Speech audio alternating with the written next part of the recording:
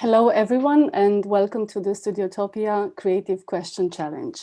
The Creative Question Challenge is a new brainstorming format in which speakers explore and present creative questions in a 30-minute dialogue. I would like to remind everyone watching this that you can submit your questions throughout the dialogue in the YouTube stream chat, as we will pick them up towards the end of our conversation. My name is Corina Bucea. I'm a cultural manager working with Cluj Cultural Center. And today, let me introduce in the talk, first of all, Ciprian Mureșan, who is an artist from Cluj, Romania, and works with a variety of media. In his works, Ciprian explores, salvages, and recontextualizes historical, social, and cultural references in order to unveil the complexity of everyday life and the conditions of viewing history. His works have been exhibited, among others, at Venice Biennale, SMAC Ghent, Centre Pompidou Paris, Tate Modern London, or NBK Berlin. Also in the talk, Sanneke Stigter, who is an assistant professor in conservation and restoration of cultural heritage at the University of Amsterdam, specialized in contemporary art. Her research interests lie in conservation theory, museum practice, oral history, and artist participation, with a special focus on conceptual art, photo works, and installation art. Welcome both of you in the talk. So this talk takes place in the frame of Studiotopia, an European initiative that invites scientists to work alongside artists to address issues of sustainability. The artists and scientists will work together over a 17-month journey. We will start the conversation today from the question, should the artwork last forever? Sanneke, Ciprian, I would like to invite you both to give your thoughts on this topic. Ciprian, would you like to start? Yeah, thank you. For me, somehow, hello everybody. Yeah. For me, this question has many levels, but the personal one, I want to touch it first because me as an artist, I often think about how to do an artwork who must last forever, to be like eternal. And of course, there are. This is like from school. You have this input from everybody. Of course, it's a trap in a way, and then, the art history, show this. Many times there are many examples, but somehow the idea of ephemeral work is not what I'm thinking about or about. For me, this question add some other questions like let's say, to re-question the role of art for me, because if we are if we like artists should do objects or I know, and then to the institutions who are around, like art institutions, to solve the problem of keep them safe forever. I don't know. So there are two risks for me. One, it's the risk that an object of art to be changed in a narrative, into a story, and another risk is if we praise the object. I mean, the opposite. If we praise the object, then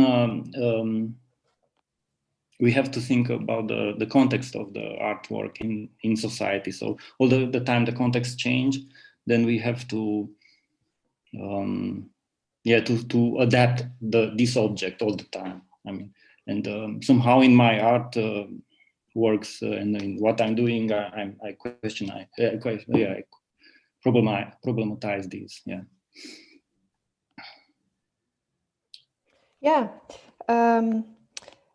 I think to me the question is, of course, also it touches upon a lot of things, and should the artwork live to forever? If I would answer that with a no, I would undermine my whole profession. So, but I think the interesting aspects are especially how an artwork survives, and I think that's also something that that I see in your work, that you take works from art history and recontextualize them.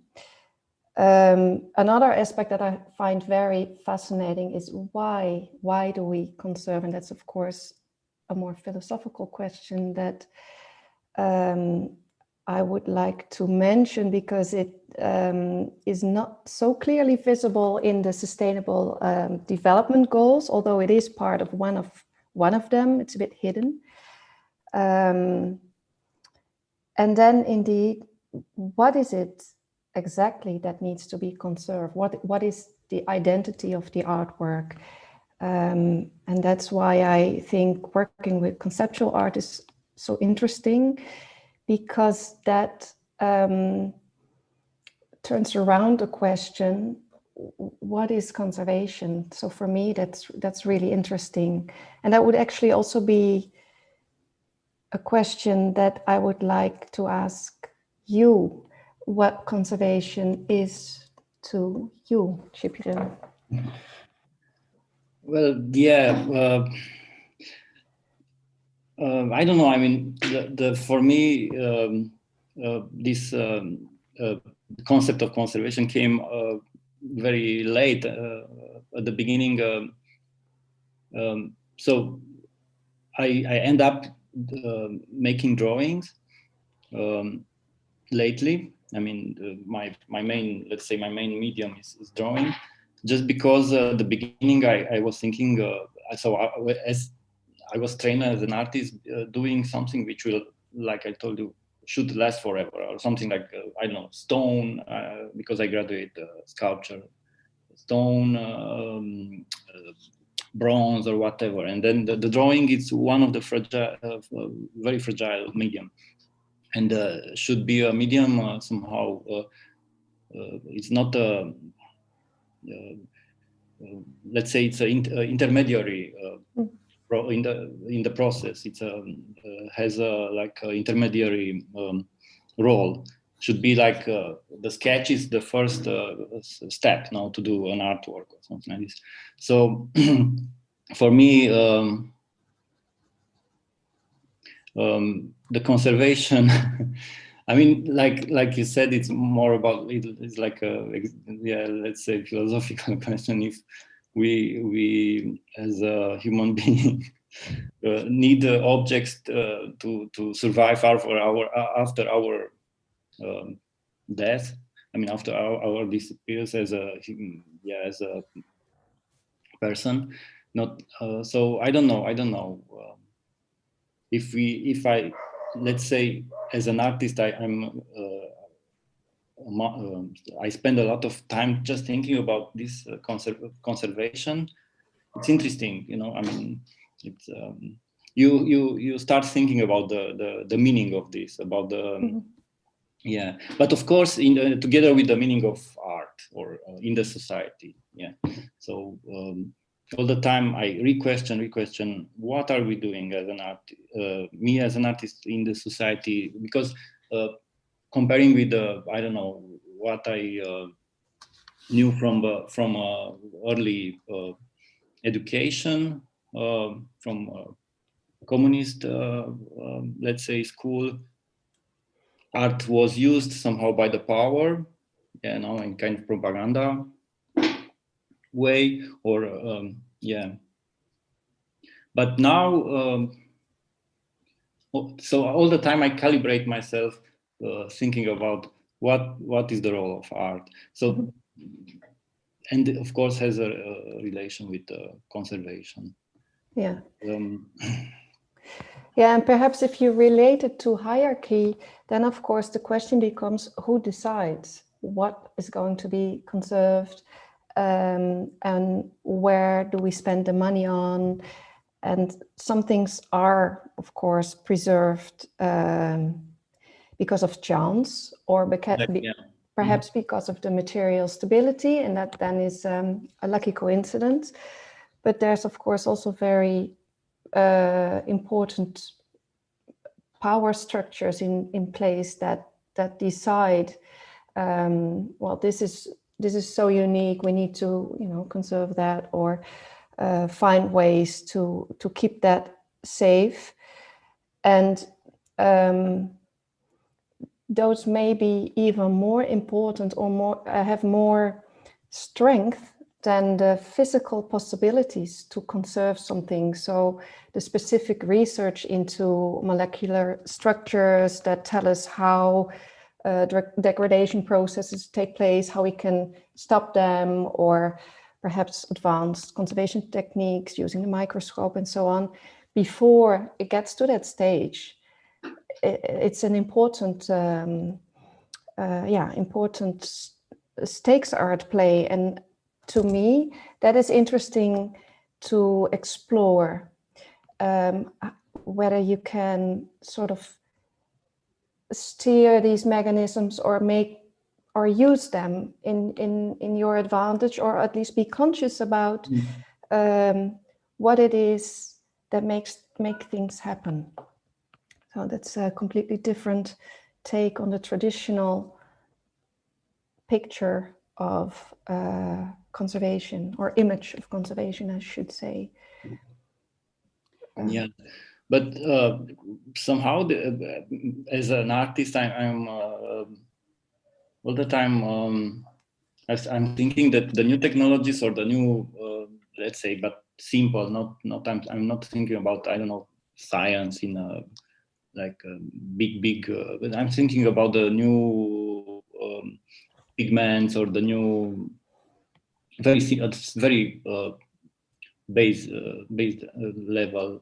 I'm thinking about that maybe these new pigments, or new, I don't know, materials like resins, but actually it's nobody knows now that.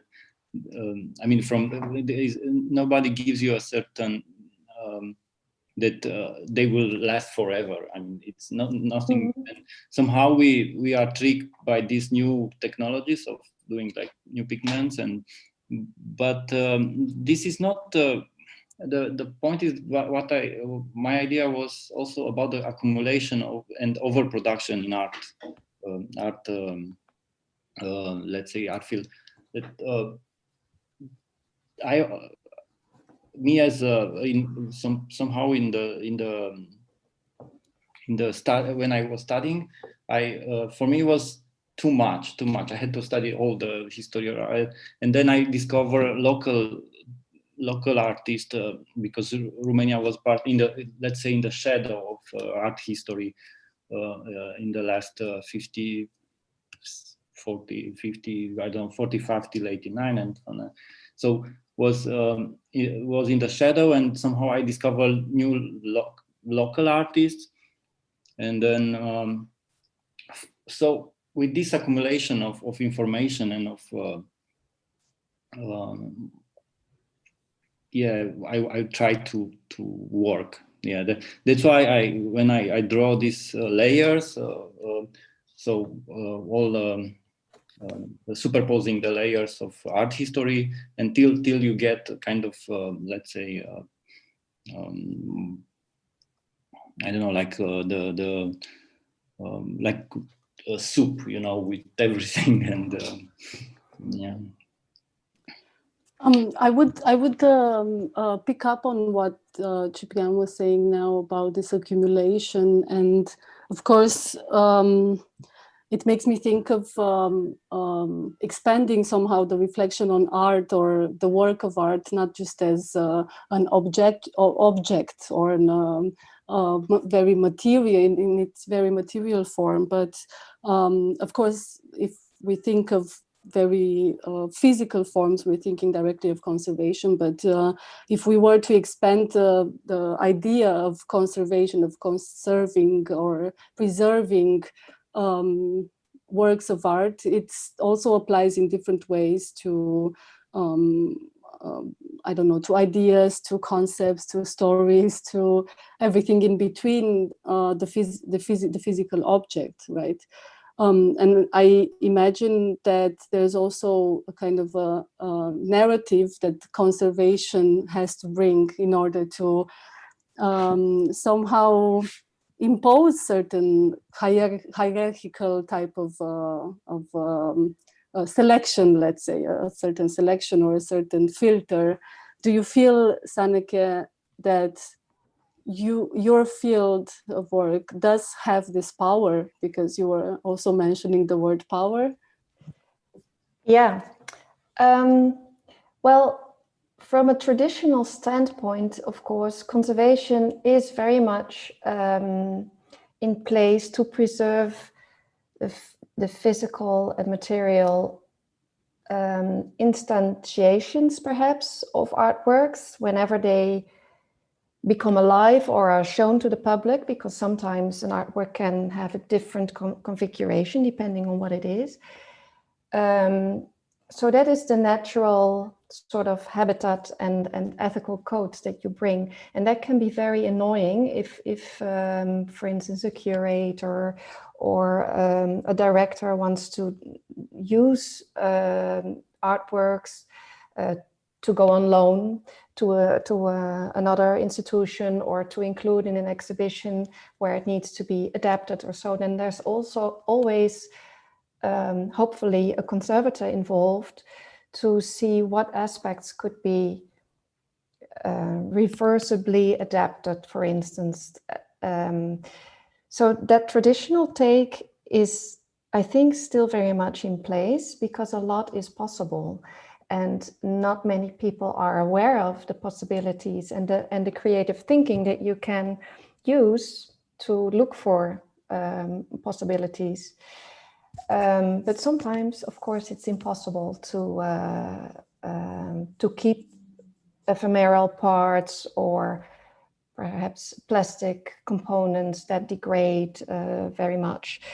And I think the trap, so to say, you use that word as well, is to think, oh, okay, it's replaceable, so we can do that, because there's always in a physical component or in materiality, there's always layers of meaning hidden as well, and perhaps they relate to a story that we don't know why it's used, or that it relates to production techniques and nothing else existed at that time. So all these angles that you can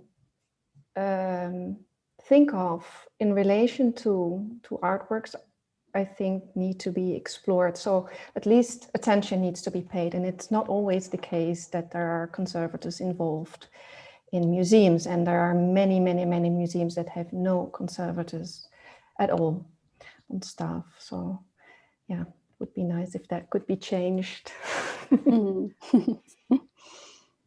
But for me, I think we should think at one question: if somehow in our times now the society changing from the importance of the artwork itself, like somehow like the art into a society who somehow take care of the history of art. I don't know if it's you mean that it's no longer the sole responsibility of an institution, that it becomes more of a somehow. I mean, of course, the institution. It's because if I think in Romania, they are instituted. So officially, the institutions are, but they don't exist actually. You mean as a power, or yeah, they don't have any importance, money, power, and any, I don't know, impact into the art scene. So, I mean, not as should be, of course, or not as it is in other countries and in other more. So for me, the how it's is the question of how important is the art in the each level of the life, mm-hmm. let's say, and in society. I don't know. Yeah. And what kind of difference do you make between the art, as you mentioned it, art in itself, or the history of art? The art, the production of art now, and then comparing with the production with a lot of with the conserving and preserving the art from other times. I mean, from the past. So it's. Mm-hmm. I don't know if they take care of a lot of preserving in the medieval age or some art. So I'm not sure if this is not.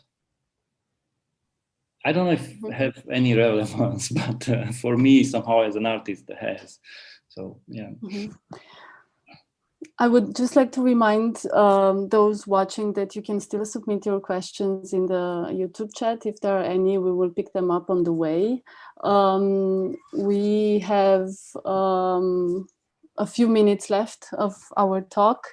So we are trying to wrap up a bit also in a trial, let's say, to translate this question into smaller questions. So if you want to add up to that, we'd be happy to pick up on your questions.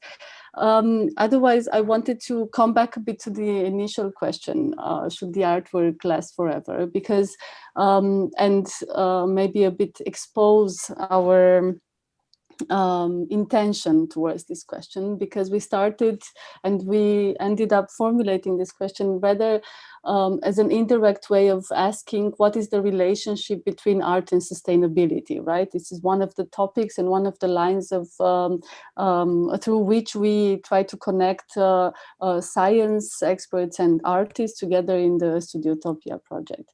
So I was thinking of taking a step back towards this question, and also maybe connected to even the more ambitious question that Ciprian mentioned: what is the role of art, right? And I wanted to provoke you to have a last intervention, maybe to reflect a bit on this relationship between art and sustainability. Again, of course, I expect you both to see it from your professional and personal viewpoint, but also reflect a bit on this direction that we look at it. We look at this relationship from. So not only what can art do for accomplishment of a more sustainable society, but what does the subject of sustainability maybe tell us about the role of art today? So here's the challenge to you to give us your thoughts on this relationship between art and sustainability, both ways. First, the artist. Yeah, we can switch. Yeah, no, for me, this overproduction, as I mentioned, and over the times, and then because I'm ambition and I want to know everything. Of course, it's ideally to, and then I realized myself that there are two. So this overproduction made me think about that is not necessary, and it's not. It's a like at personal level, it's a lost, let's say, battle with the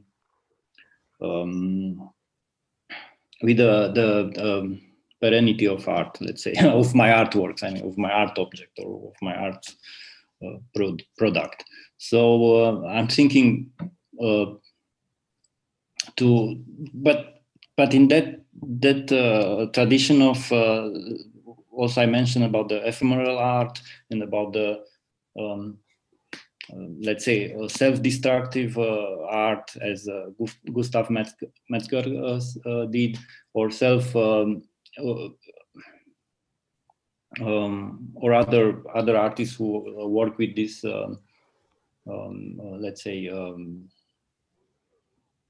destructive and self-destructive materials and the organic materials. I'm interested in the timeline of artwork and the changing of the pigments and somehow in the art history. But yeah, as let's say ethical, if we can talk about this, I don't know. As as every citizen in this planet, we should take care, of course, of the I don't know, sustainability of the planet. So it's not about it's not a, let's say,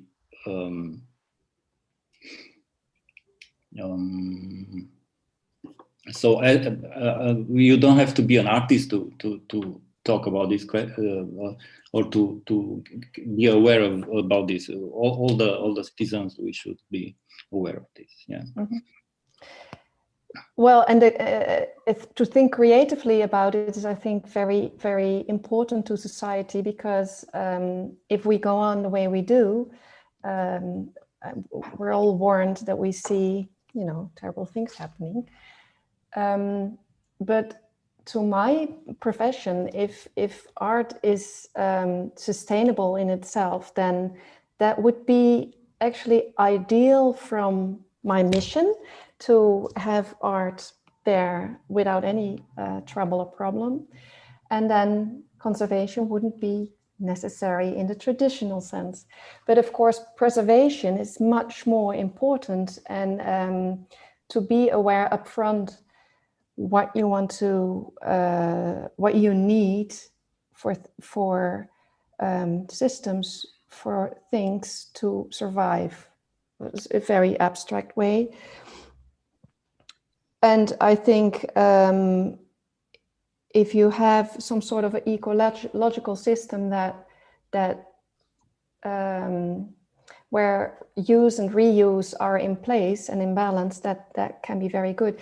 But being at Ars Electronica and having all this electronic art and all these servers buzzing, you know, what does it do to an environment? That's also something to think about. And they're very ethical issues as well. But people spending money on artworks, I think, should spend as much money or think about this in their way to go, to also use that for conservation. Good conclusion. It's a great conclusion. I'm surprised that the word money only came up at the end, but I'm happy you picked it up. Thank you so much. It's just a teaser, let's say, of into how many sub questions the big question can be split into. Thank you so much for your contribution to this talk today. And yeah, have a great day, everyone.